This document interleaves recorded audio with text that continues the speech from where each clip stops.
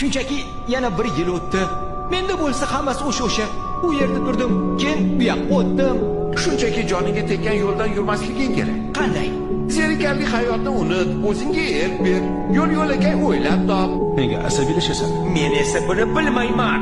2 yil maxluq bo'lib yashash osonmi senga? Mayli, kechir, hammasi joyida. Asgardga bo'lgach, hech qachon xalqning qiyofasiga kirmaysan. Tezlik olamida yashash yoki mana shu garajda bekorchilikdan zanglab chirish sening ixtiyoringda. Bo'ldi, Salli, bas qil, yetar.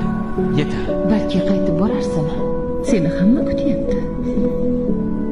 Bir tasavvur qilib ko'ra, barmoqlaringni bitta shaqillatib o'zing istamagan joyingda bo'lib qolsang, ammo qayerda bo'lishni xohlashing haqida o'ylayversang, aynan shu yerda yashash imkonini qo'ldan boy berirsan. Unchalik tushunmayapman. O'ylab ko'p siqilmang. Shunchaki yashang.